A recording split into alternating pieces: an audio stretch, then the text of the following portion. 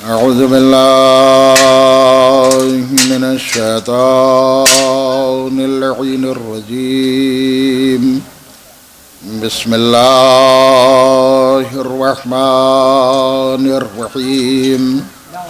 الحمد لله رب العالمين، والصلاة والسلام على أشرف الأنبياء والمرسلين وخاتم النبيين وطه وياسين ومولانا ومولى الثقلين إمام الحرمين صاحب کعبہ قوسین جد الحسن والحسین ابی القاسم محمد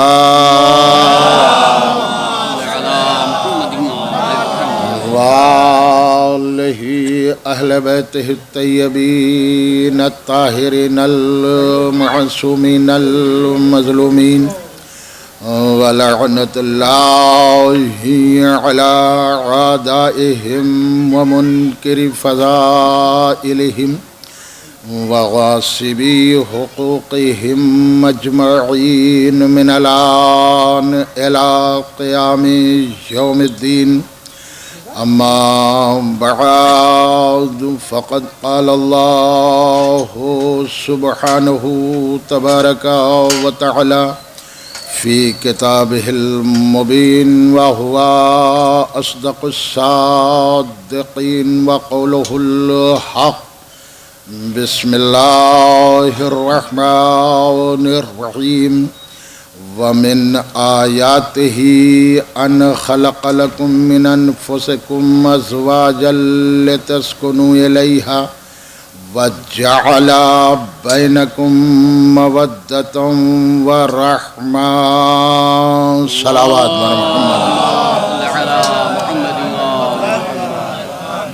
محترم سامعین و برادران ایمانی، چونکہ یہ مرحومہ کے ایصال ثواب کی مجلس ہے، اسی مناسبت سے قرآن کریم کے سورۃ روم کی بڑی مشہور و معروف آیت کریمہ، قرآن میں آپ غور کریے، پورے قرآن میں یہ جو سورہ ہے یہ ایک کنٹری کے نام پر ہے، یہ ایک دیش کے نام پر ہے، یہ ایک ملک کے نام پر ہے. ظاہر سی بات ہے روم ایک ملک آج بھی ہے، اور آج سے 1400 سال پہلے یہ سپر پاور کہا جاتا تھا، جیسے آج کے دور میں امریکہ وغیرہ یا رشیا وغیرہ. لیکن میں عرض کرنا چاہتا ہوں صرف کہ تمہید اب مجھے نہیں عرض کرنا ہے، وقت کم ہے، لہذا اسی اعتبار سے جو مجھے عرض کرنا ہے، اگر تمہید میں پڑھوں گا وقت اور ضائع جائے گا. تو اب آپ ملاحظہ کریں، قرآن میں آپ دیکھیں کہ یہ سورہ ایک کنٹری کے نام پر ہے، ایک ملک کے نام پر ہے. کیوں ہے؟ اس لیے کہ روم والے اور ایران والے دو اس وقت ملک ایسے تھے جو سپر پاور کہلاتے تھے، اور دونوں میں جنگ ہوئی، روم والے ہار گئے. روم والوں کے عقیدے، میں جلدی دو جملوں میں عرض کر رہا ہوں، روم والوں کے عقیدے رسول خدا سے ملتے تھے، مسلمانوں سے، اور فارس والوں کے عقیدے، ایران والوں کے، یہ کافروں سے ملتے تھے. آپ کہیں گے کیسے؟ بھئی روم والے کرسچن تھے، ایک نبی کو ماننے والے، یہاں مسلمان بھی ایک نبی کو مان رہے تھے، وہ بھی ایک کتاب کے ماننے والے تھے، یہاں بھی ایک کتاب مانی جا رہی تھی، وہاں بھی نماز کا ذکر تھا، یہاں بھی نماز ہو رہی تھی، وہاں بھی روزے کا ذکر تھا، زکوٰۃ کا ذکر تھا، یہاں بھی وہی مسئلہ. اب فارس والوں کا عقیدہ، یعنی فارس ایران کو کہا جاتا تھا، فارس والوں کا عقیدہ کافروں سے ملتا جلتا تھا. وہاں آگ کو خدا مانتے تھے اور یہاں پتھروں کو خدا مانتے تھے. ملاحظہ کریں، وہاں آگ کو خدا مانتے تھے، یہاں پتھروں کو خدا مانتے تھے.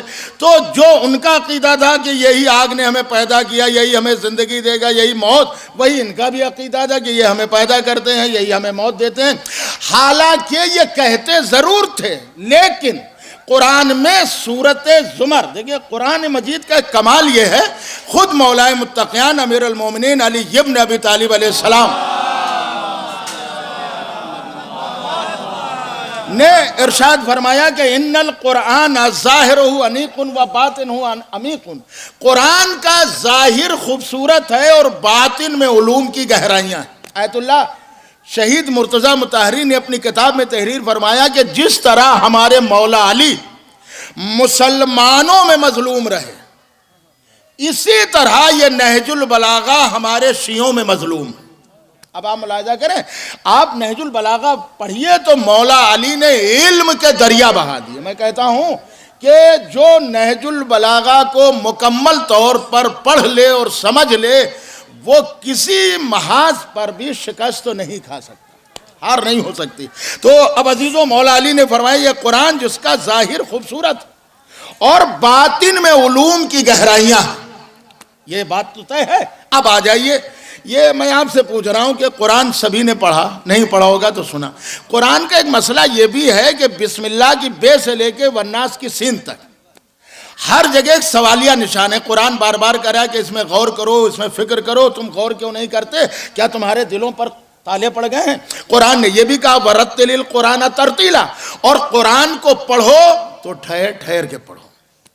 ڈاکٹر شنکر دیال شرما ہندوستان کے پریزیڈنٹ رہ چکے ہیں سابق میں، مت کہیں، انہوں نے بھی ایک نظم کہی تھی جس میں یہ کہا تھا کہ قرآن عمل کی کتاب تھی، لوگوں نے اس کو صرف پڑھنے میں مخصوص کر دیا۔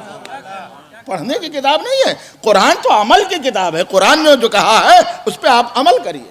عزیزوں، بس ایک جملہ، اب آپ قرآن میں غور کیجئے کہ قرآن کہاں سے شروع ہو رہا ہے؟ بے سے۔ میں پوچھ رہا ہوں کہ اللہ کی ذات کے لیے جو علم کے معنی بتائے ہیں وہ مولا علی نے نہج البلاغہ میں فرماتے ہیں، مولا کائنات کہ میرے اللہ، رات کے چاندنی رات میں جب چونٹی چکنے پتھر پر چلتی ہے تو کوئی صدا کو سن نہیں سکتا، مگر تو اتنا سننے والا ہے کہ اس چونٹی کے چلنے کی آواز کو بھی سن لیتا ہے۔ اب آپ دیکھیے، چنانچہ اسی بات کو ہمارے اور آپ کے چوتھے امام حضرت امام زین العابدین علیہ السلام، جسے صحیفہ سجادیہ کہتے ہیں، جسے زبور آل محمد کہا جاتا ہے، صحیفہ کاملہ کہا جاتا ہے، اپنی ایک دعا میں فرماتے ہیں کہ پروردگار، سمندر کی اتھاہ گہرائیوں میں، بالکل گہرائی میں جب کوئی کیڑا سطح زمین، دیکھیں سمندر اس کی گہرائی اور سطح زمین سے، فرماتے ہیں جب کوئی کیڑا چلتا ہے تو کوئی اس کی آواز کو سن ہی نہیں سکتا، مگر تو اس کے چلنے کی آواز کو بھی سن لیتا ہے۔ میں آپ سے پوچھ رہا ہوں، یہ کیڑے کی اور چونٹی کی آواز کو معصوم نے بیان کیوں کیا؟ یہ ہمارے اور آپ کے لیے بیان کیا کہ ایک غافل انسان اللہ سے غافل نہ ہو جانا، جب چونٹی کے چلنے کی صدا کو سن لیتا ہے تو وہ تنہائی میں تمہاری دعا کو کیوں نہیں سن سکتا؟ آپ اس پہ غور کریے، یہ نہ سوچئے کہ اللہ ہماری دعا کو سن نہیں رہا۔ تو قرآن کا ایک مسئلہ یہ بھی ہے کہ ہر چیز میں قرآن میں غور کریے۔ اچھا، غور کا ہم کر رہے ہیں، کہاں سے قرآن شروع ہوا؟ بے سے۔ اللہ علی کل شیء قدیر ہے۔ آپ جتنی زبانیں ہیں، میں جلدی جلدی بول رہا ہوں، ہندی زبان، اردو زبان، عربی زبان، گجراتی زبان، انگلش زبان، ہر لفظ میں آ جائیے، پہلا حرف کیا ہے ہندی میں؟ آ، چھوٹا آ ہے نا، بڑا تو بعد میں۔ اردو میں آئیے الف، ہندی میں آگے آ، انگلش میں اے، فارسی میں الف، دیکھیں ہر زبان میں، عربی میں الف ہے نا۔ اچھا، قرآن عربی زبان میں نازل ہوا، حالانکہ پھر کبھی عرض کر دوں گا، عربی زبان میں کچھ لفظ نہیں آتے ہیں، جیسے اڑے، ٹے، پے، ڈال، یہ عربی میں نہیں آتے ہیں، ٹھیک ہے؟ پے نہیں آتا ہے، اڑے نہیں آتا ہے، ڈال وغیرہ وغیرہ۔ تو جب عربی زبان میں، عربی لینگویج میں پے آتا ہی نہیں تو قرآن میں یہ پارا کہاں سے آیا؟ یہاں سے ملاحظہ کریں۔ اب یہ دیکھیے، میں آپ کو ایک راستہ دے رہا ہوں، پھر وضاحت نہیں کر سکتا، کبھی پھر انشاءاللہ اگر زندگی رہی تو عرض کروں گا۔ یہ قرآن میں پارا کہاں سے ہے؟ جب ایک زبان میں ایک لفظ ہے ہی نہیں تو آپ اس کو آپ لائیں گے کہاں سے؟ بس عزیزو غور کریے گا، قرآن کہاں سے شروع ہوا؟ بے سے۔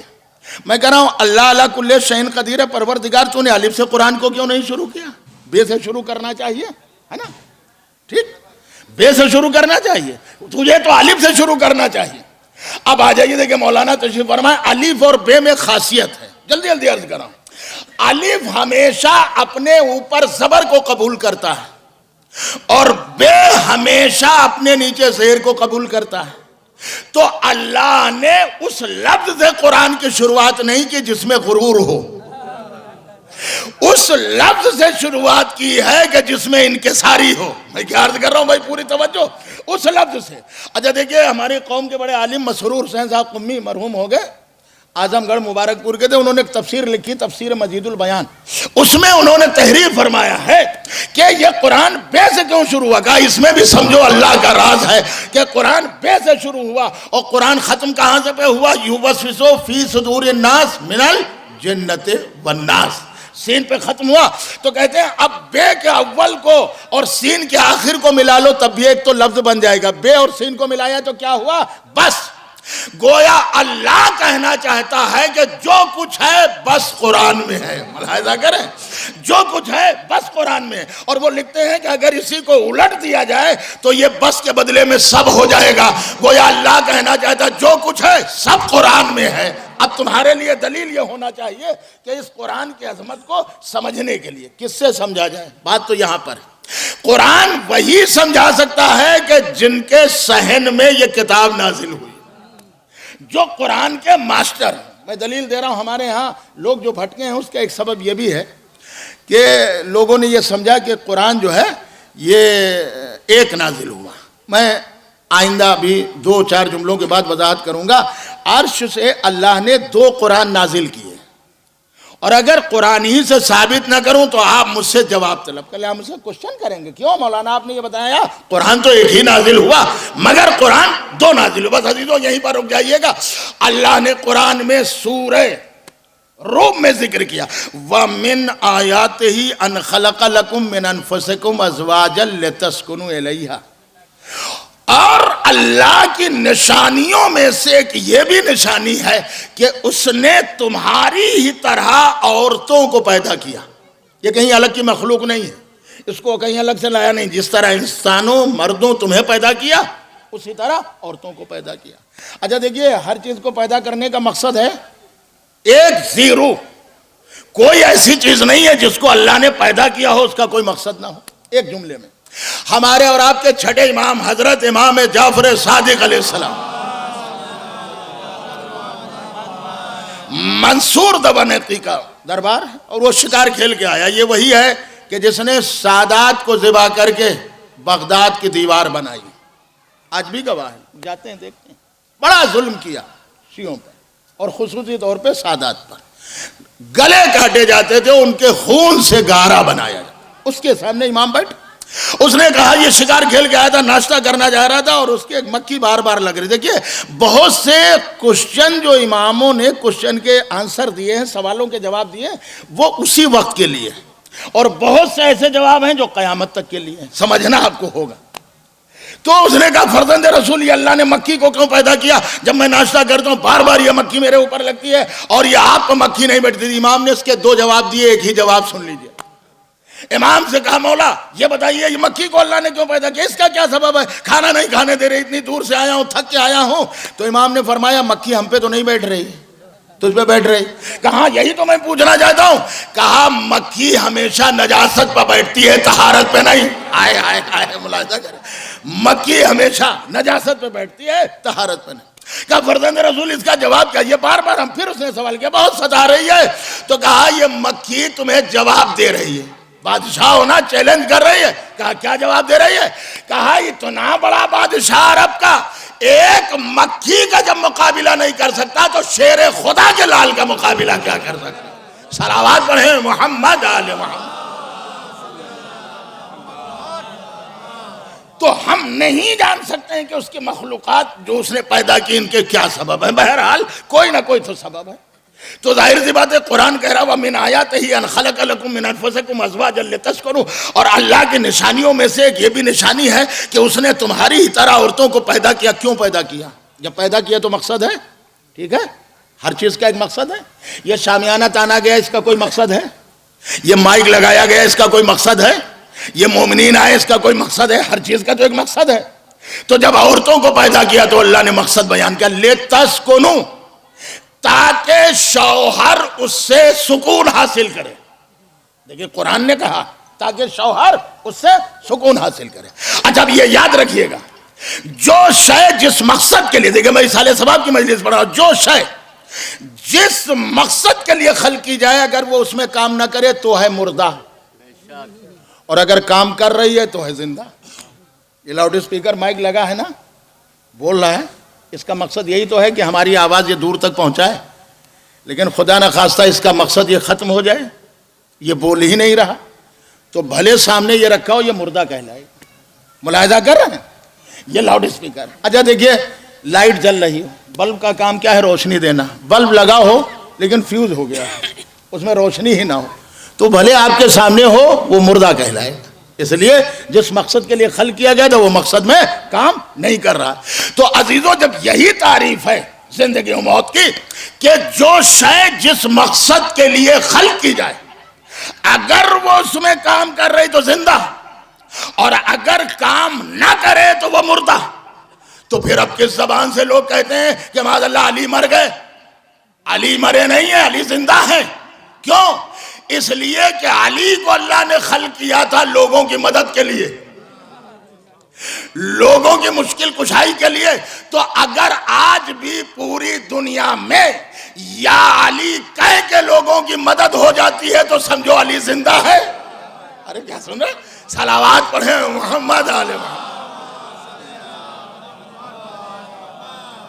اب دیکھیے، میں زیادہ اس میں نہیں جا رہا ہوں، ہر شے کا ایک مقصد ہے، اور عورت کی خلقت کا سبب کیا ہے؟ تاکہ شوہر اس سے سکون حاصل کرے۔ بس عزیزوں، آگے کا جملہ آیت کا جو فقرہ ہے کبھی زندگی رہی وضاحت کر دوں گا، بس اتنا شوہر کو کہ سکون کے لیے۔ اچھا اب آ جائیے، میں ایک آپ سے کوشچن کر رہا ہوں، بڑی سینکڑوں ہزاروں لاکھوں مجلسیں سنی ہوں گی، پیغمبر اسلام نے شادیاں کتنی کی؟ بولتے جائیے، 12 11 13 تاریخ میں ہے نا، لیکن مکے میں شادی کتنے کی؟ مکے میں شادی تو ایک ہی کی، جناب خدیجہ سے، ہے نا۔ اچھا یہ شادی کتنی ایج میں ہوئی؟ 25 سال کی ایج میں، اور مکے میں رہے کب تک؟ 53 سال تک، 53 ایئرس 53 ایئرس، یعنی 53 سال تک پیغمبر نے ایک شادی کی، اور عمر کتنی ہے پوری ایج؟ 63 سال۔ تو اب بچتے تو 10 ہی سال ہیں، اب آگئے مدینے میں، اب 11 اور 12 شادیاں۔ میں پوچھ رہا ہوں، آپ انسانی ذہن سے بھی سوچیں گے تو شادی مکے میں کرنا چاہیے، جب انسان کے اندر توانائی ایک جوانی ہے، شادی وہاں کرنا چاہیے۔ وہاں تو ایک خدیجہ اور یہاں 11 اور 12۔ اللہ کے رسول، یہ وجہ کیا ہے کہ تم نے قرآن نہیں پڑھا؟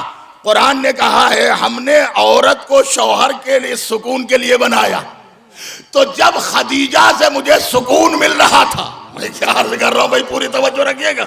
اچھا دیکھیے، میں ذرا الگ منزل تک جا رہا ہوں۔ خدیجہ سے دیکھیے، یہ ایک عورت کا مسئلہ ہے کہ جس نے فقط محمد کی مدد نہیں کی، محمد کے مشن کی مدد کی۔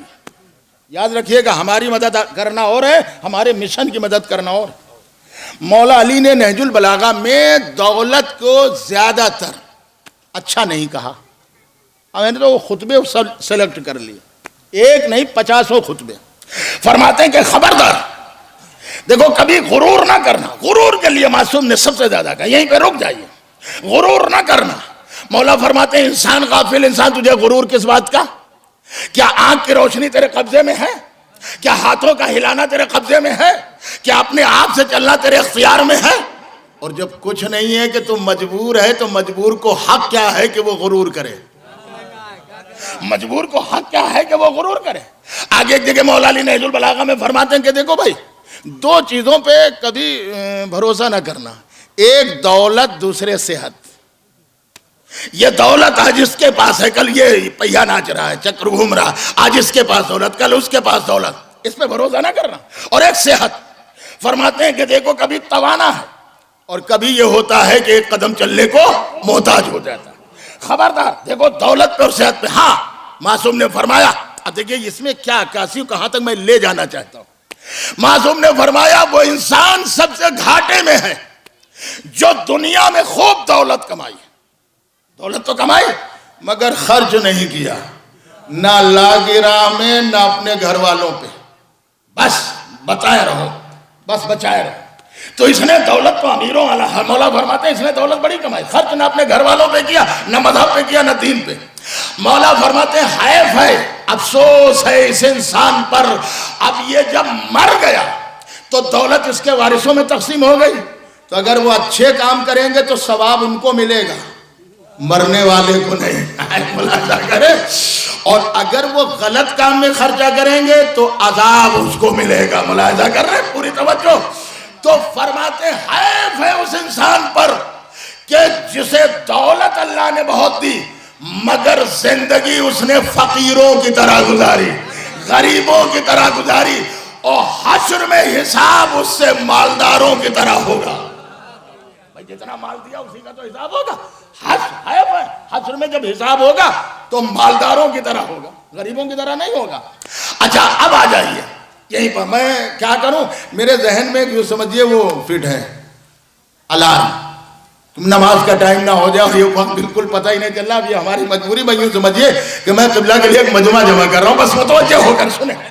دولت وہی ہے جو اسلام کے کام آ جائے۔ میں نے عرض کیا کہ دولت کے لیے اب مولا نے آگے ارشاد فرمایا، دیکھیے بڑا عجیب اور حساس جملہ جو میں لانا چاہتا ہوں کہ ایک طرف دولت کی یہ مزہ، دوسری طرف سن لیجئے، تاریخ اٹھا لیجئے۔ اسلام میں، قرآن میں اللہ نے دو دولتوں کا خاص ذکر کیا، پڑھ لیجئے قرآن۔ ایک قارون کی دولت کا، ایک خدیجہ کی دولت کا۔ کہاں سن رہے ہیں مجھے نہیں معلوم۔ ایک قارون کی دولت کا، ایک خدیجہ کی دولت کا۔ اچھا آپ کہیں گے کیسے؟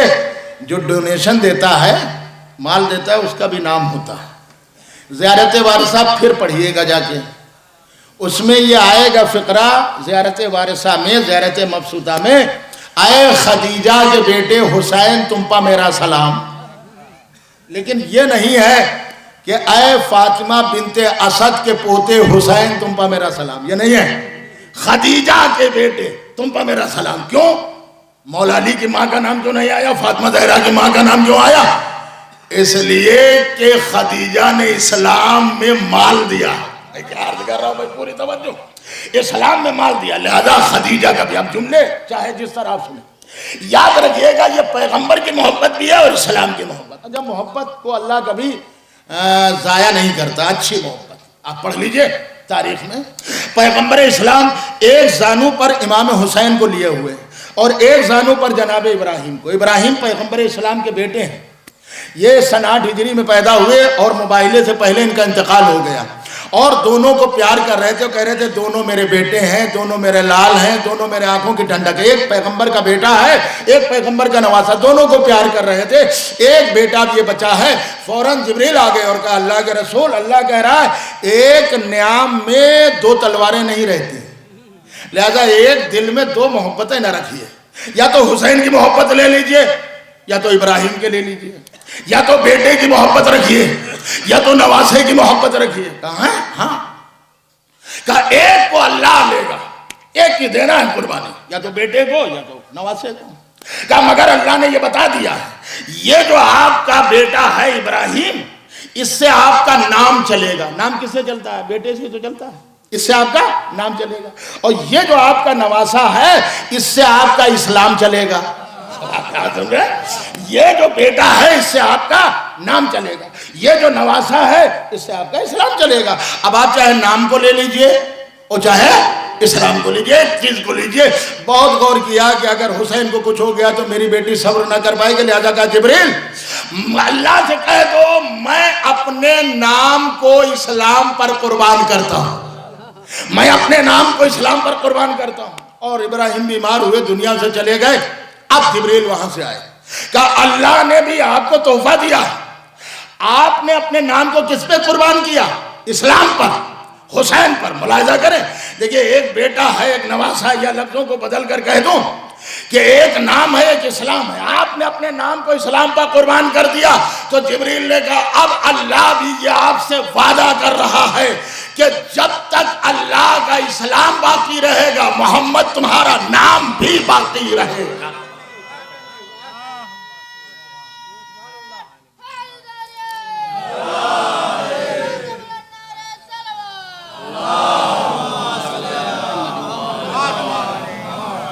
جب تک اسلام باقی رہے گا محمد تمہارا نام بھی باقی رہے گا، یہ نام کوئی مٹا نہیں سکتا۔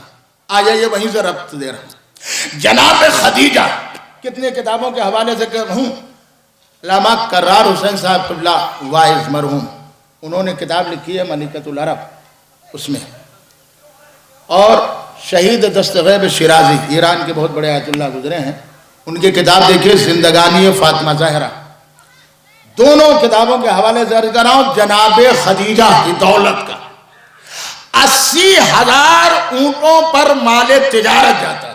یوں ہی کہتے تھے, بہت سے لوگ کہتے ہیں کہ یہ پتہ نہیں کیا پڑا. 80,000 اونٹوں پر. میں پوچھ رہا ہوں جس کا 80,000 اونٹوں پر مال جا رہا ہو اس کے غلام کتنے ہوں گے, اس کے نوکر کتنے ہوں گے؟ 80,000 اونٹوں پر مال تجارت خدیجہ کا جاتا تھا. اب آپ نے غور کیا, یہ ساری دولت خدیجہ نے محمد پہ نچھاور کر دی. میں کہتا ہوں محمد پہ نہیں نچھاور کی, اسلام پہ نچھاور کی. ملاحظہ کریں, اسلام پہ نچھاور کی. اچھا یہ دولت ہے, اور ادھر قارون کی دولت ہے. آپ پڑھ لیجئے قرآن میں تفسیریں ہیں. 40 گدھوں پر خزانے کی کنجیاں چلتی تھی. 40 گدھوں پر اتنی بڑی دولت, جتنی دولت کا مالک اتنے خزانوں کا مالک, مگر خزانے کے ساتھ زمین میں دفن ہو گیا, زمین کے اندر چلا گیا, دھسا دیا. اور خدیجہ کی دولت, دیکھیں دونوں دولتوں کا ذکر ہے.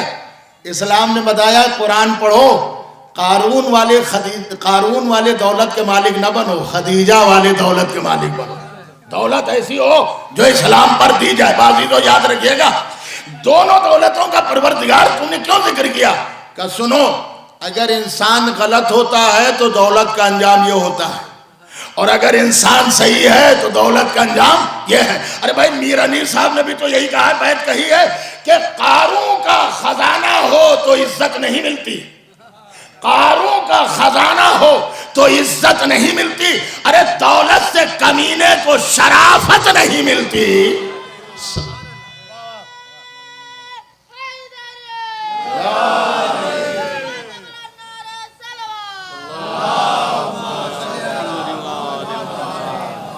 دیکھیے بڑی بڑی دولتیں جن کا ذکر قرآن نے کیا. اب آ جائیے یہیں پر, جناب پیغمبر اسلام کے لیے شادی جناب خدیجہ سے کی, ایک ہی شادی. اور جو عام طور سے آپ سنتے ہیں اس سے ہٹ کے ایک جملہ کہہ رہا ہوں. مجھے یہ بھی نہیں پڑھنا ہے کہ نکاح ابو طالب نے پڑھا, اور نہ میں ابو طالب کے ایمان پہ پڑھتا ہوں. 10 سال پہلے سے میں نے پڑھنا ہی چھوڑ دیا ایمان ابو طالب, اس لیے کہ ہم اس میں اب وقت ضائع نہیں کریں گے کہ ابو طالب ایمان لائے تھے کہ نہیں. ارے بھائی آپ بھی تو ثبوت پیش کریے اپنے والوں کا کہ انہوں نے کلمہ پڑھا تھا کہ نہیں. ہم اب ایمان ابو طالب پہ مجلس نہیں پڑھتے, ہم تو عرفان ابو طالب پہ مجلس پڑھتے. ملاحظہ کریں, عرفان ابو طالب. ایک جملہ اور ایک دلیل سن لیجئے تو بات آگے بڑھا رہا ہوں. ہمارے یہاں کسی کا جب نکاح ہوتا ہے تو وہ کہاں جاتا ہے؟ دیکھیے کہا صاحب عالم کو بلائیے. اچھا کچھ لوگوں کو یہ دماغ میں بھرا رہتا ہے بڑا عالم ہو, بڑا عالم ہو, اور وہ سر پہ ہو اور یہ قضا ہو, کہا صاحب بڑا عالم. تو بہت سے لوگ اسی میں چور رہتے ہیں کہ بڑا عالم ہو دکھانے کے لیے, تاکہ وہ دیکھیں. عالم بڑے کی ضرورت نہیں ہے, علم والے کی ضرورت ہے. تو بہرحال ہوں گا بہت بڑا عالم ہوں. میں نے کہا اچھا, میں مدینہ یونیورسٹی سے لے کر آ گیا, یہ حافظ ہیں, عربی کے علاوہ اردو جانتے ہی نہیں, بہت بہترین قرأت ہے. ان کا مولانا ان سے ہم نکاح نہ پڑھوائیں گے. یہ کیوں نہیں پڑھوائیں گے, یہ تو عالم ہے. کہ آپ اتنا بھی نہیں جانتے, یہ ہمارے فرقے کے عالم نہیں ہیں, ہم اسے نہیں پڑھا. تو آج 1400 سال کے بعد آپ جب اپنے بیٹے کا نکاح کریں, نسل کا مسئلہ ہو, تو یہ کہیں گے کہ ہمارے فرقے کا عالم ہو. تو کیا اللہ نے محمد کو دیکھ کر کوئی شرط نہ لگائی ہوگی؟ میں کیا عرض کر رہا ہوں, نبی کا یہ کہنا کہ میرا نکاح میرے چچا ابو طالب پڑھیں گے, یہ اس بات کی دلیل ہے کہ پیغمبر بتانا چاہتے ہیں کہ پہچان لو محمد کے فرقے کے سب سے بڑے عالم کا نام ابو طالب ہے. صلوات پڑھیں محمد علیہ محمد. اب ان سے بڑا کوئی عالم نہیں ہے. اب پھر وہیں پہ دلیل جو میں نے عرض کیا تھا کہ خدیجہ, انہیں اس دور میں جو جہالت کا دور کہا جاتا تھا, جہاں لڑکیاں دفن کی جاتی تھی, اس دور میں خطاب ملا تھا، 2 خطاب ہیں، ایک ہی سن لیجئے۔ ایک انہیں ملیکۃ العرب کا خطاب ملا، ملیکۃ العرب۔ میں زیادہ نہیں عرض کروں گا، اپنی منزل سے 2 جملے۔ آئیے نجمی بھائی آگے تشریف لے، ایک صلوات اور پڑھیں محمد آل محمد۔ عرب کی ملکہ، بات تمہیں دولت پہ ہو رہی ہے، خدیجہ کی۔ اب آپ اس پہ سن لیجئے، ایسی خدیجہ کہ محمد کے لیے، دیکھئے حوالے دوں یا ایسے ہی کہہ دوں، بعد میں آپ ہمیں بتا دیجئے گا، کہیں آپ خدیجہ کی شادی کے علاوہ، عقد کے علاوہ، آپ مجھے کسی کتاب میں، زیادہ میں نہیں کہہ رہا ہوں، مذہب تو نہیں بدلوں گا، اس سے اچھا مذہب نہیں، مگر ذاکری چھوڑ دوں گا، ریکارڈ کر لیجئے اور لکھ لیجئے، یہ آپ کو کہیں مل جائے جو 11-12 شادیاں کی ہیں کہ پیغمبر کہیں رشتہ لے کے گئے ہوں، آپ ہمیں دکھا دیجئے گا، میں مان لوں گا، ضدی نہیں ہوں۔ پیغمبر کہیں رشتہ لے کے گئے نہیں، لوگ رشتہ لے کر آئے، لوگ آئے۔ یہ ایک خدیجہ ہے کہ جہاں پیغمبر کی طرف سے رشتہ گیا۔ اب آپ ملاحظہ کریں عزیزوں، میں زیادہ وقت نہیں، اسی پاس جملہ عرض کر رہا ہوں۔ خدیجہ کو ملکۃ العرب کا، خدیجہ کا نکاح پیغمبر اسلام سے ہوا، اور اب جو مال دیا اسلام نے اس کے بارے میں مجھے صرف عرض کرنا۔ عورت غمگسار اگر شوہر کی ہو جائے، اس لیے معصوم نے فرمایا دنیا میں انسان جو بلند مقام حاصل کیے ہیں، آپ اس کو پڑھ لیجئے، اس لیے کہیں نہ کہیں اس میں پس پردہ کسی نہ کسی عورت کا ہاتھ رہا۔ محمد اتنے مشن میں آگے ہی نہ بڑھ پاتے اگر پس پردہ خدیجہ اور فاطمہ بنت اسد نہ ہو۔ آپ ہسٹری پڑھ لیجئے، یہ عورت ہے جس کام کا تہیہ کر لے، دلیلوں سے میں آپ کی خدمت میں عرض کر رہا ہوں۔ اب آ جائیے، اچھی نسل کے لیے بھی خالی تربیت درکار نہیں ہے، شاید آپ وہاں تک پہنچ گئے ہوں۔ قرآن نے اعلان کیا، اور اعلان کیا کیا کہ جب کرسچن آ گئے وہ کہا مباہلہ کریں گے۔ اچھا، بہت سی چیزیں ہمارے ہاں دب جاتی ہیں۔ مباہلہ آپ سنیں نا، کس تاریخ میں؟ 24 ذی الحجہ۔ اس میں 3 ہیں خوشیاں، بڑی خوشی جو ہوتی ہے وہ بڑھ جاتی ہے، اور چھوٹی خوشی آپ جانتے ہیں 24 ذی الحجہ کو ہی مولا علی نے حالت رکوع میں سائل کو زکوٰۃ دی تھی، انگوٹھی دی تھی۔ 24 ذی الحجہ کو ہی جناب سکینہ کی ولادت کی تاریخ ہے۔ اب دیکھیں 1 تاریخ نہیں ہوئی، 3 تاریخ ہے، لیکن ظاہر سی بات ہے مباہلہ۔ جناب سکینہ کی ولادت 24 ذی الحجہ سن 57 ہجری۔ مولا علی نے حالت رکوع میں انگوٹھی دی سائل کو۔ اب اس پہ اعتراض آپ کرتے رہیے کہ صاحب وہ تو نماز پڑھ رہے تھے اور سائل نے مسجد میں اللہ سے مانگا تھا، علی نے کیوں دے دیا؟ آپ کہتے رہیے، اعتراض کے جواب علماء دے کر چلے گئے۔ ملاحظہ کرو، علماء دے کر چلے گئے کہ صاحب علی نے کیسے سن لیا، علی نے کیوں دیا؟ وہ تو اللہ سے مانگ رہا تھا۔ تو علی نے یہی تو بتایا ہے کہ یہی تو مسئلہ سمجھنے کا ہے کہ میاں مانگو گے اللہ سے، ملے گا ید اللہ سے۔ ملاحظہ کر رہے ہیں، مانگو گے اللہ سے وہ ملے گا ید اللہ۔ تو 3 خوشیاں ہیں مباہلہ۔ اب آپ ملاحظہ کریں تو مباہلے میں کیا تھا کہ صاحب سچوں کو بلایا گیا۔ یہ آپ سنتے ہیں، ہم پڑھتے ہیں، یہ بات غلط ہے، سچوں کو نہیں بلایا گیا بابا، سچوں کو نہیں بلایا گیا۔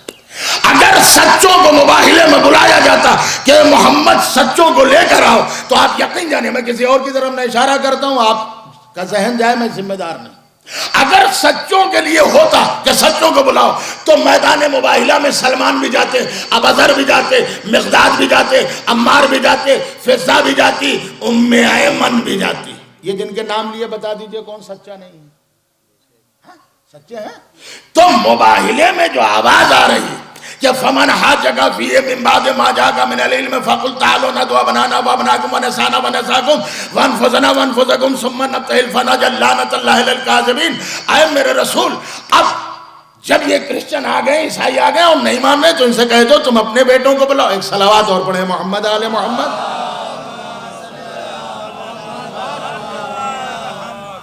ایک اور باواز بلند صلوات پڑھیں۔ دیکھیے مجھے معاف فرمائیں، ایک جملہ کہہ دوں کہ یہ تو سمجھیے کہ مجھے کم سے کم آدھا گھنٹہ بھی اور پڑھنا تھا، لیکن میں اذان سے پہلے سوچ رہا ہوں کہ ختم کر دوں۔ ظاہر سی بات ہے کہ ہماری بات تو بھی پوری نہیں ہوئی مکمل طور پہ، اور یہ ضرور ہے کہ اگر اذان کی آواز آئے تو انسان کو چاہیے کہ اپنی آواز کو خاموش کر لے۔ ایک صلوات پڑھے محمد آل محمد۔ توجہ سے سنیں ایک جملہ سچوں کے لیے. سچے یہ تو جاتے، مگر تاریخ میں اسلام میں یہ ایک واحد لڑائی ہے جو تلوار کے زور پہ نہیں ہوئی، زبان کی صداقت پر ہو، ہے نا. اچھا یہ جو سچے آئے ہیں تو سب نے اپنی اپنی تفسیروں میں لکھا کہ بیٹوں کی جگہ حسن حسین، عورتوں کی جگہ فاطمہ زہرا، نفسوں کی جگہ مولا علی. مگر سیریل کا ہے، سیریل یہ ہے کہ آگے آگے حسن حسین، پیچھے فاطمہ زہرا، اس کے پیچھے مولا علی. اللہ کے رسول مولا علی کو آگے کریے. عیسائی آئے، کہا نہ علی پیچھے رہیں گے. کیوں؟ کہا اگر علی آگے آ گئے اور انہوں نے مباہلہ نہیں کیا تو دشمن کہے گا علی سے دھونس کھا گئے. وہ خیبر و خندق والے علی تھے، وہ دیکھا ڈر گئے گا نا ہم مباہلہ نہیں کریں گے. کہا پھر؟ کہا ہم مباہلے میں بچوں کو آگے کریں گے. کیا ملاحظہ کریں؟ کہا اس لیے کہ آج طاقت کی لڑائی نہیں ہے، آج زبان کی صداقت کی لڑائی ہے. ملاحظہ کر رہے ہیں؟ اچھا اب آپ دیکھیے کہ جملے آپ کے حوالے یہ کون سے لوگ ہیں کہ صاحب یہ عیسیٰ کے ماننے والے ہیں، اور قرآن نے جو دو باتیں کی ہیں اس پہ غور کیے. کیا کرسچن یہ کہتے تھے عیسائی کہ یہ عیسیٰ اللہ کے بیٹے.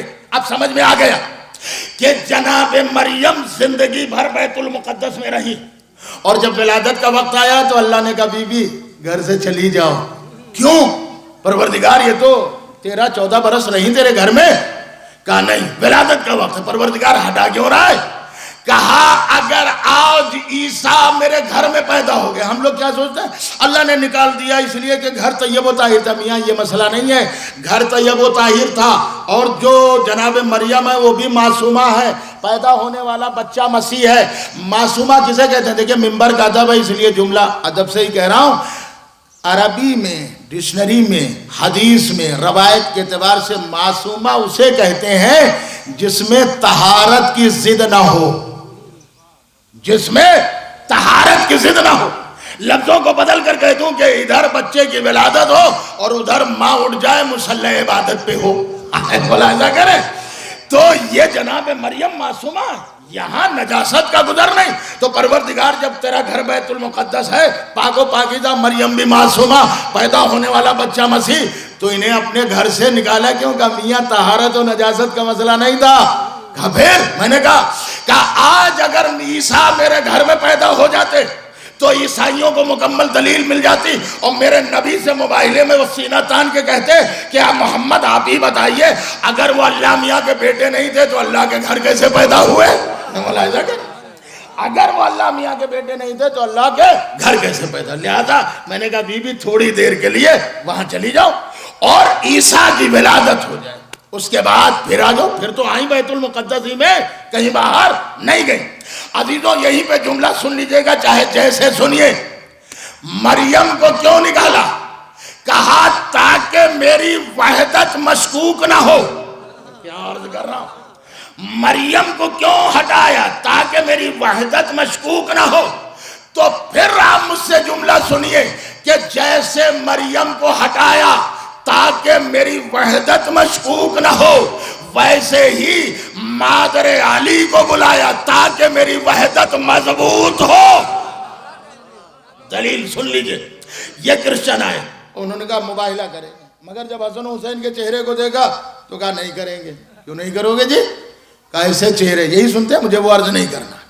قرآن میں جو ہے کہ جھوٹوں پر لعنت کرنا ہے، تو جھوٹوں پر لعنت کون کرے گا؟ کہ جو سچے ہوں گے، یہی ہوتا ہے نا. لیکن نہیں، ایسی بات نہیں ہے. اللہ کے رسول یہ مباہلہ ہے، سچ بولنے والوں کے لیے آپ لے آتے. عمار کو، جناب عمار کو لے کے چلے آتے، جناب سلمان کو، ابوذر کو. کہا نادان، یہ مباہلے کی رن بھومی ہے، یہاں سچ بولنے والوں کی ضرورت ہی نہیں. پھر کیا ہے؟ کہا یہ مباہلہ ہے، مجھے سچ بولنے والے نہیں چاہیے، مجھے ایسے چاہیے کہ جو بول دیں وہ سچ ہو جائے. جو بول دیں وہ سچ ہو جائے. ایسے جتنے مدینے میں تھے انہیں میں لے کر آ گیا. اب دلیل سن لیجئے اور بات میں منزل تک آ گیا. ایک مرحومہ کے اصالِ ثواب کی منزل. سچ کچھ نہیں ہے، جو یہ بول دیں وہ سچ ہو جائے. کہہ دیا شہزادوں سو جاؤ، تمہارا لباس درزی لے کر آ جائے گا. اب یہ بتائیے مجھے تو نہیں یقین ہے اور نہ میں نے کسی کتاب میں پڑھا کہ لباس گئے تھے سلنے کے لیے، نہیں، یہ ان کی زبان ہے کہ جو بولتے ہیں وہ سچ ہو جائے۔ بس عزیزو، ایک دلیل ہے جس کو قرآن نے بیان کیا کہ جناب آدم جنت سے نکالے گئے، میں پوچھ رہا ہوں کہ صاحب پھل کھا لیا، ایک بات بتائیے، میں تو ظہیر میاں کا مہمان ہوا ہوں، ان کا دیا کہ صاحب ادھر نہ جائیے گا، اور میں چلا گیا تو کیا اتنا گنہگار ہو گیا کہ مجھے اس گاؤں سے ہٹا دیا جائے، نکال دیا جائے؟ آپ جائیے، آپ کو منع کیا تھا۔ ارے بھئی آدم جنت میں پیدا ہوئے، اللہ نے اکرام کیا، مانو سمان کیا، اور ایک پھل والی بات۔ علامہ راحت حسین صاحب قبلہ گوپال پوری نے اپنی تفسیر میں لکھا کہ یہ پھل کا مسئلہ ظاہری تفسیر ہے، وہیں پہ میں آ رہا ہوں، اصلاً مسئلہ کچھ اور ہے۔ کہا کیسے؟ کہا صاحب یہی تو کہا جاتا ہے کہ درخت کے پاس نہ جانا، درخت کا مسئلہ ہی نہیں۔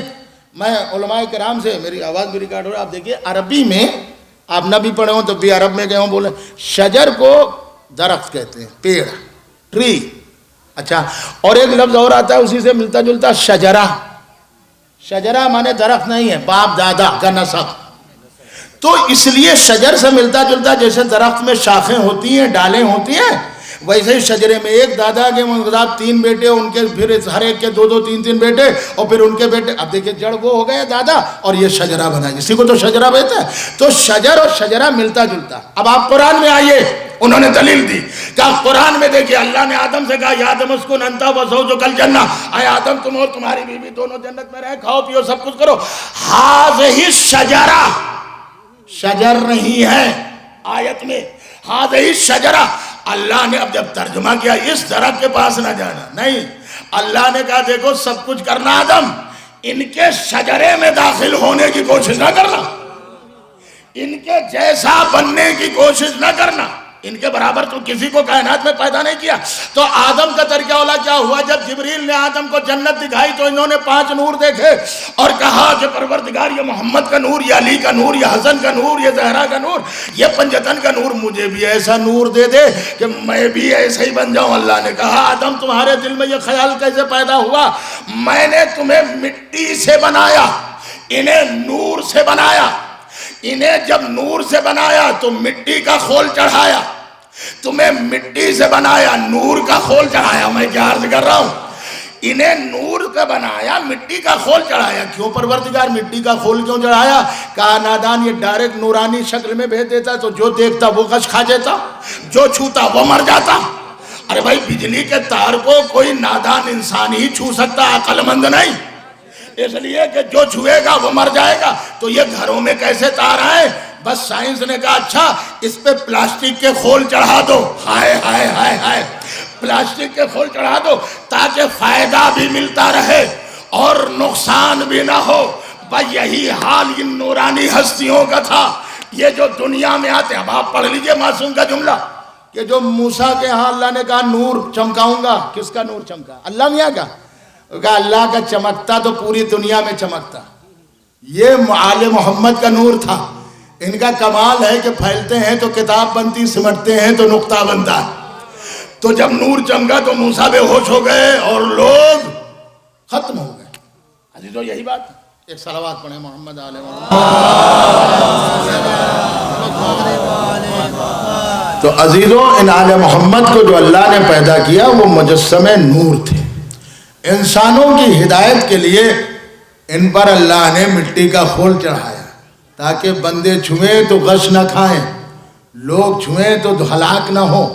اب یہ نہ سمجھنا کہ یہ ہمارے جیسے، ان کی خلقت نور ہے۔ آدم نے یہی تو کہا پروردگار یہ محمد کا نور، یہ علی کا نور، مجھے بھی ایسا ہی بنا دے، میں بھی ان کے جیسا ہو جاؤں۔ بس آدم میں حسد پیدا ہوا۔ اب دیکھیے علامہ راحت حسین صاحب بس یہی اینڈ ہے، میں آ رہا ہوں ڈائریکٹ کربلا کی مسائل۔ آدم کا ترک اولا یہی ہوا کہ انہوں نے ان ہستیوں کو دیکھا تو کہا پروردگار مجھے بھی ایسا بنا دے، حسد کا شکار ہوگا۔ اب دیکھیے عربی میں، اردو میں ہمارے یہاں حسد بولتے ہیں جلن، عربی میں حسد کے 2 قسم ہیں، ایک ہے حسد مانے جلن اور ایک ہے حسد مانے رشک۔ مثلا میں نے کسی کے مکان کو دیکھا، میں نے کہا پروردگار یہ اتنا اچھا مکان بنا، مجھے بھی آل محمد کے صدقے میں اتنی دولت دے دے، میں بھی ایسا مکان بنوا لوں۔ تو میں نے کوئی اس مکان والے کے لیے بد دعا تو نہیں کی، بس اس کے مکان کو دیکھ کر میرے دل میں بھی تمنا جاگی. میں نے ایک سواری کو دیکھا, گاڑی کو, میں نے کہا پروردگار مجھے بھی اتنی دولت دے دے, میں بھی ایک گاڑی خرید. میں نے کوئی بد دعا, یہ ہے حسد مانے رشک. تو آدم میں جو حسد ہوا تو وہ ان معنوں میں ہوا تھا, جلن والے میں نہیں. دوسرا حسد کیا ہے, میں نے کہا پروردگار اتنا اچھا مکان, کچھ ایسا کر دے مکان خراب ہو جائے, چاہے میں زندگی بھر جھوپڑی میں رہوں مجھے منظور ہے, مگر اس کا مکان خراب ہو جائے. میں نے کہا پروردگار کچھ کر دے کہ گاڑی آگے نہ بڑھے, گاڑی خراب ہو جائے, میں چاہے پوری زندگی سائیکل سے چلتا رہوں, مجھے کوئی انتظار نہیں. آج کے دور کا انسان اپنی غربت سے پریشان نہیں ہے, دوسروں کے مال و دولت کو دیکھ کے پریشان ہے. اپنی غربت سے کہا کر کاش مولا علی کا ایک فقرہ زندگی گزارنے کے لیے کافی. مولا علی نے ارشاد فرمایا کہ جب بھی دیکھو, جب بھی نگاہ کرو, اپنے سے بڑے کو نہ دیکھنا, ورنہ احساس سے کمتری کا شکار ہوتے چلے جاؤ گے. اپنے سے کمزور کو دیکھو گے تو شکر خدا تمہارے اندر پیدا ہوتا چلے. صلوات پڑھیں محمد آل محمد. تو آدم میں جو یہ ہوا تھا کہ پروردگار, تو اللہ نے کہا تمہارے اندر ان کی برابری کا خیال کیسے پیدا ہوا, اب فوراً تم جنت سے نکل جاؤ. بس عزیزو یہیں پر جملہ سن لیجئے, آدم کو جنت سے نکال دیا گیا. پروردگار کیا ہے, کیا یہ ترک اولا ہے, انہوں نے پنجتن کی برابری کا سوال کر دیا, ان کے دل میں آ گیا تھا, تو وہ جنت میں نہیں رہ سکتا. گویا اللہ نے قرآن میں یہ لکھ دیا, ان کے برابری کے مقابلے میں جب ہم آدم کو نہیں بخشیں گے تو آدمی کو کیا بخش سکتے ہیں. صلوات پڑھے محمد آل محمد. ہم ان کے برابر. دیکھیے مولا علی نے جو نہج البلاغہ لکھی ہو آپ اسے پڑھیے. فرماتے ہیں کہ تم اپنے عزیزوں کے ساتھ نیکیاں کیا کرو. سلے 4 بتائیں الگ الگ خطبے میں. اللہ تمہارے مال میں اضافہ کر دے گا, تمہاری عمر کو بڑھا دے گا. ہم کہا صاحب عمر کیسے بڑھے گی, اچھا اگر یہ عمر نہ بڑھے تو پھر یہ صدقہ روز کیوں نکالتے ہیں, میں جو کچھ ہوگا دیکھا جائے گا, تو جتنی لکھی اتنا ہی ہونا ہے. اب میں کہاں جاؤں گا, موتیں بھی 2 ہیں, ایک اجل قضا ایک اجل مسمى, دونوں قرآن میں موجود ہیں. اب میں اس کی تفصیل میں نہ جاؤں گا. تمہاری عمر کو بڑھا دے گا, تمہارے مال میں برکت عطا کرے گا. اور تیسرا اجر مولا نے کیا فرمایا, اللہ تمہیں بیماریوں سے محفوظ رکھے. ہر جگہ آپ پڑھیے, سب سے پہلے ماں باپ کے بعد اپنے عزیز و اقارب سے, اپنے رشتہ داروں سے نیکی کرو. یہ معصوم نے بتایا ہے. بازیزوں میں کیا سمجھوں, میں کیا کہوں کہ عمر کا آگے بڑھ جانا یہ ایک بڑا کمال ہے. دلیل خالی ایک سن لیجئے کہ اگر مرنے والے کے جن کے اصالِ ثواب کی مجلس ہے مرحومہ کے, حساب و کتاب ہو گیا, ہوا, مگر 50 ہوا, 50 باقی. آپ کہیں گے کیسے, جو 2 ہیں, ایک عقیدہ ایک عمل. قبر میں حساب عقیدے کا ہوا ہے. بتا تیرا اللہ کون, تیرا رب کون, تیرا دین کون, تیرا اسلام کون, تیرا کعبہ کون, تیرا قبلہ کون, تیری کتابیں کون, تیرے امام کون, بتا دیا. اب سونے دو اسے. اب یہ عمل تو کمی ہے, نماز روزہ حج زکوٰۃ وغیرہ وغیرہ. وہ کہا کہ اس کا بھی حساب پروردگار کا نادان, اگر اس کا بھی حساب لے لوں تو پھر اس کے قضا نمازیں پڑھنے سے کیا فائدہ, قضا روزہ رکھنے سے کیا فائدہ, قضا حج کرنے سے کیا فائدہ, اور پھر یہ مجلس و ماتم ایصال ثواب کرنے سے کیا فائدہ جب حساب ہو گیا. اللہ نے کہا میں اس حساب کو حشر پہ رکھ دوں گا. یہاں تو حساب لے لیا کہے گا عقیدے کا, لیکن عمل کا حساب حشر پہ رکھ دوں گا, تاکہ اگر کوئی ایصال ثواب کرے تو اس کے نام عمل میں جڑ جائے. ملاحظہ کرے, کوئی ایصال ثواب کرے. دلیل ہے, ہم تو ایسے ہی جانتے ہیں. میرے ایک دوست بامبے میں جنہیں میں جانتا ہوں, پورے سال ایک مولانا ہیں, وہ قرآن پڑھا کرتے ہیں پورے سال. وہ اپنے باپ دادا کے نام سے نہیں بخشواتے, کل مرحومین مومن مومنات کے. ایسے ایسے لوگ ہیں جو روزانہ نماز وحشت پڑھا کرتے ہیں, اور وہ ثواب جو مرحومین دنیا میں دفن ہوئے آج کے سب یہ نیت کر کے. آپ یہ نہیں سمجھ سکتے کہ خالی ہم بھیج رہے ہیں. قوم کا انسان کہاں کون کتنی خدمت کر رہا ہے. بس عزیزو یاد رکھیے گا, اسی لیے معصوم نے فرمایا ہے کہ اپنے قومی وقار کو نہ چھوڑنا. بس عزیزوں میں آ گیا اپنی منزل پر, ہمارے سامنے دلیل ہے. میں زیادہ عرض نہیں کروں گا, اس کے بعد قبلہ کا بھی بیان ہوگا کہ دیکھیے امام حسین نے ہمیں کربلا میں کیا دیا. سب سے پہلے حسین نے ہمیں کربلا میں حوصلہ عطا کیا. اور عزیزوں آپ جانتے ہیں کہ کربلا دیکھنے کی چیز نہیں ہے, کربلا سمجھنے کی چیز. مجھے زیادہ نہیں, تقریباً 10 بار میں گیا کربلا, لیکن ایسا لگتا ہے کہ گیا ہی نہیں. کبھی مجھے لکھنے میں مولوی عالم میں سوال آئے تھے, حاتم کے 7 سوال, اس میں ہے کہ ایک بار دیکھا ہے اور بار بار دیکھنے کی تمنا.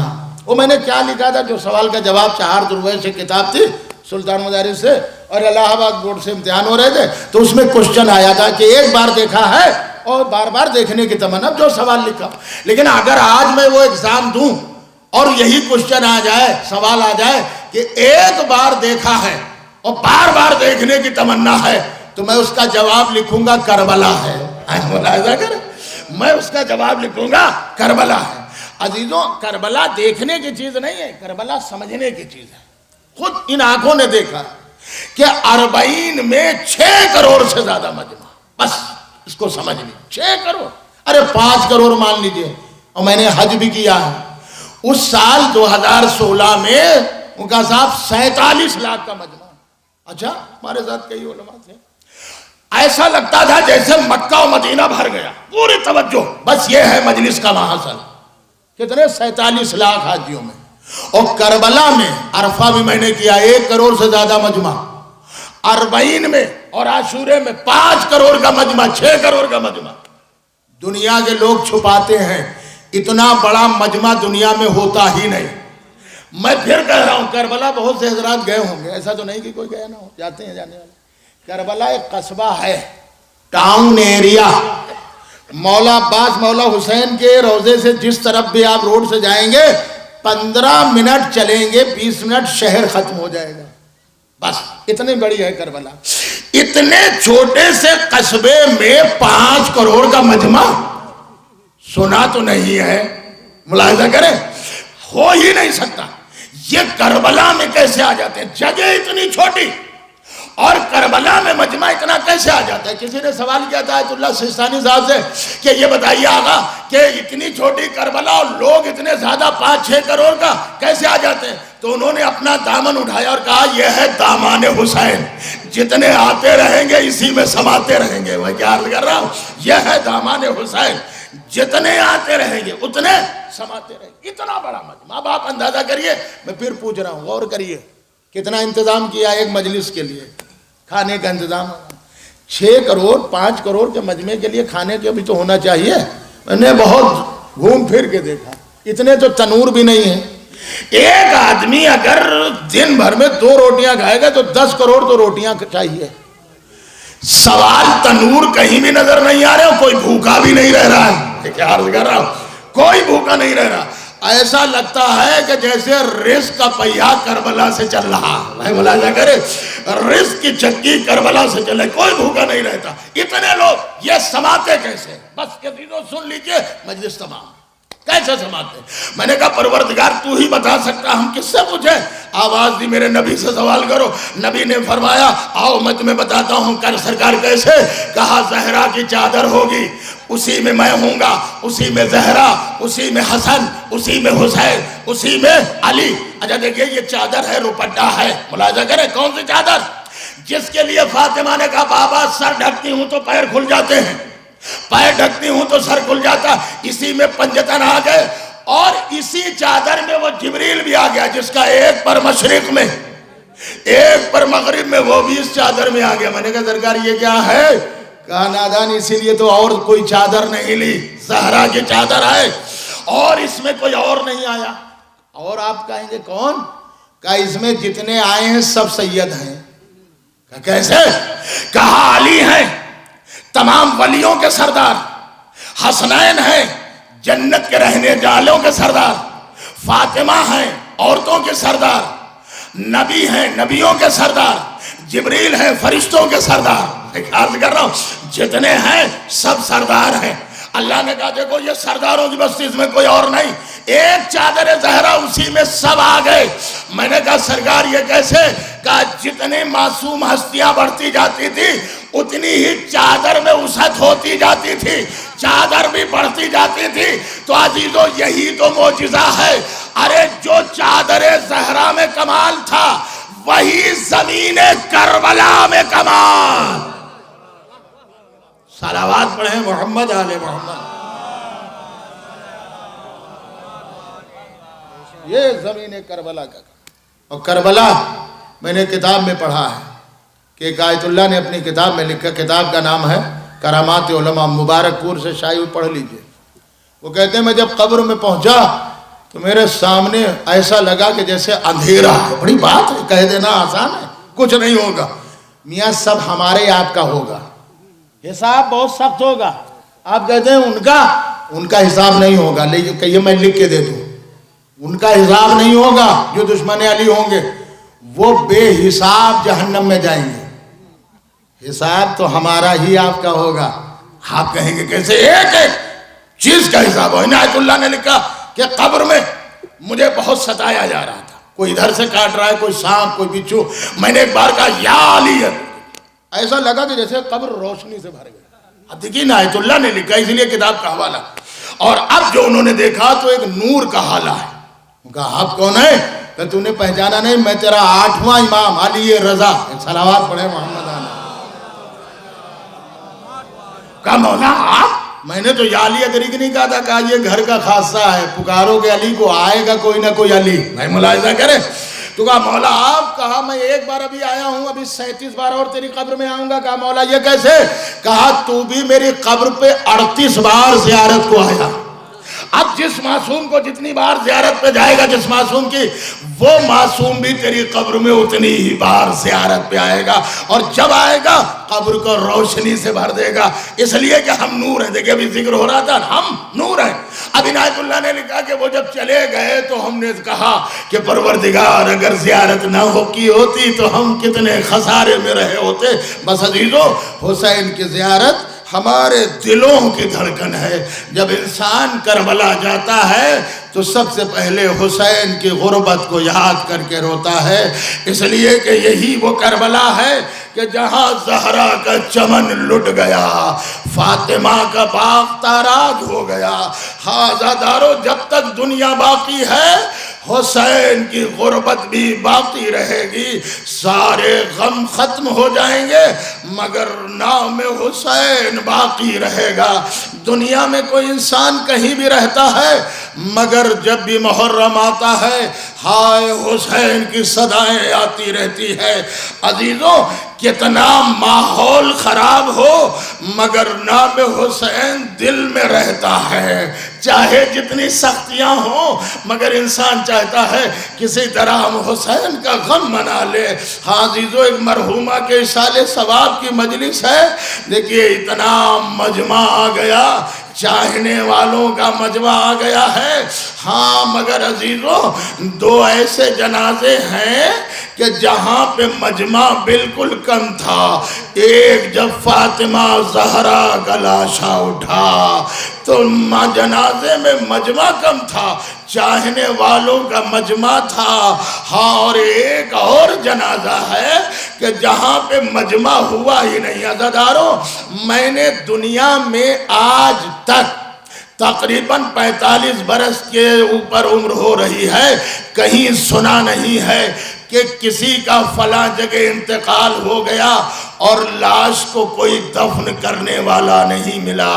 عزیزوں کوئی نہ کوئی تو آ جاتا ہے دفن کرنے کے لیے، مگر زہرا کے لال کا لاشا کربلا کے جنگل میں پڑا ہوا ہے، کربلا کے صحرا میں ہے۔ اب دو صحرا ہے، دو جنگل ہے۔ ایک وہ صحرا جسے جہاں ابوذر غفاری کا انتقال ہوا تھا، جسے صحرا ربضہ کہا جاتا ہے۔ بیٹی رہ گئی تھی، کوئی نہ رہا، مگر جنگل سے قافلہ گزرا، بیٹی نے ہاتھوں کو اٹھایا، مات الغریب الصلاۃ، ایک پردیسی کا انتقال ہو گیا، نماز جنازہ پڑھتے جائیے، بس قافلہ رک گیا۔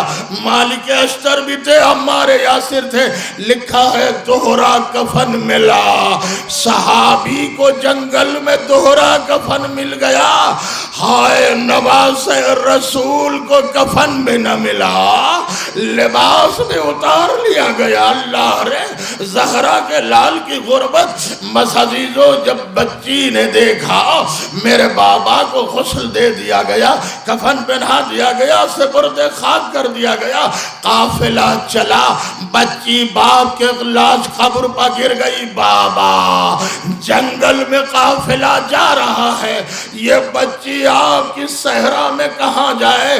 بس مالک اشتر نے اٹھایا، پیار کیا، کہا بیٹی نہ گھبرا، اگر تیرا بابا نہیں ہے تو میں تیرا چچا موجود ہو۔ جنگل میں ضرور گئے صحابی، مگر ایک مالک اشتر آ گئے، اتنا سر پہ محبت سے ہاتھ رکھا کہ بچی کو تسلی ہو گئی، مگر ہائے کربلا میں زہرا کا لال، لاشا بے گور کفن پڑا ہوا ہے، ایک بچی لپٹ کے فریاد کر رہی ہے تو شمر کے تازیانے پڑ رہے ہیں، اے بابا آپ کے لاشے پہ مجھے ظالم رونے بھی نہیں دیتا۔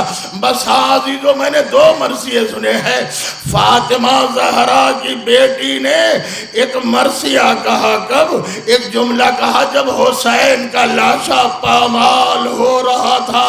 عزیزو ایک حسین کا لاشا اور 10 گھوڑے سوار ہیں، ادھر کے گھوڑے ادھر کے گھوڑے، بس عزیزو ختم کر دیا میں نے مسائل۔ آپ خود سوچئے جس لاش پر گھوڑے دوڑ رہے ہو اس لاش کے ٹکڑوں کا کیا حال ہوگا۔ امام زمانہ نے اسی لیے تو سلام کیا کہ میرا سلام ہو اس میرے جد حسین پر کہ کربلا میں جس کے لاش کے ٹکڑے بکھر کے رہ گئے۔ بس عزیزو شہزادی زینب نے مدینے کا رخ کیا، نانا ارے کربلا میں آ جائیے، بھیا حسین کا لاشا گھوڑوں سے پامال ہو رہا ہے، نانا کوئی بچانے والا نہیں ہے، نانا کوئی دفن کرنے والا نہیں ہے، اے نانا اپنے لال کی غربت پر نظر کیجئے کہ لاش حسین گھوڑوں سے پامال ہو رہا ہے۔ اے نانا آپ کی نماز تو ملائکہ سماوات نے پڑھی، لیکن یہ آپ کا پیارا حسین کربلا میں 3 دن کا بھوکا پیاسا ذبح کر دیا گیا، لاشا گھوڑوں سے پامال ہو گیا۔ 2 جگہ شہزادی نے نانا کو پکارا، ایک جب بھیا کے لاشے پر گھوڑے دوڑنے لگے، دوسرا دربار یزید جہاں فضہ کے طرفدار آ گئے، مگر شہزادی زینب کا کوئی طرفدار نہ نکلا، ارے مدینے کا رخ کیا، اے نانا ارے بھرا ہوا دربار، اے کنیز کے بجانے والے اتنے، اے نانا آپ کی نواسی کا کوئی بچانے والا نہیں، الظالمین وسیعلم الذین ظلموا ایام منقلبین۔ بار اللہ تجھے واسطہ محمد آل محمد کا ہماری مختصر سے عبادت کو قبول فرما، حاضرین میں جتنے بھی مومنین بیمار ہیں سب کو شفاء کاملہ عطا فرما، جو مومنین دعا کے لیے ہاتھ اٹھائے ہوئے ہیں سب کے دعاؤں کو قبول فرما، پوری دنیا میں جہاں جہاں مومنین مومنات موجود ہیں جان مال عزت ناموس کی حفاظت فرما۔ یا اللہ جن مرحومہ کے اصال ثواب کی مجلس سے ان کے تمام گناہوں کو معاف فرما اور انہیں جوار معصومین علیہ السلام میں جگہ عنایت فرما۔ یا اللہ تجھے واسطہ محمد آل محمد کا پوری دنیا میں جہاں جہاں مومن مومنات موجود ہیں جان مال عزت ناموس کی حفاظت فرما۔ تمام مومنین اور خصوصاً حاضرین کو زیارت حسین نصیب فرما۔ یا اللہ تجھے واسطہ محمد آل محمد کا ہم سب لوگوں کو آل محمد کے راستے پر چلنے کی توفیق عطا فرما۔ یا اللہ جو مومنین اس دنیا سے گزر چکے ان سب کے گناہوں کو معاف فرما اور ان سب کو جوار معصومین علیہ السلام میں جگہ عنایت فرما، خصوصاً جن مرحومہ کے اصالِ ثواب کی مجلس ہے ان کو بھی جوار رحمت میں جگہ عنایت فرما۔ امام زمانہ کے ظہور میں تعجیل فرما، ہم سب کو ان کے انصار میں شمار فرما۔ آپ حضرات ایک بار سورۃ حمد اور 3 بار سورۃ اخلاص کی تلاوت فرما کر مرحومہ مشتری خاتون بنت ابوالحسن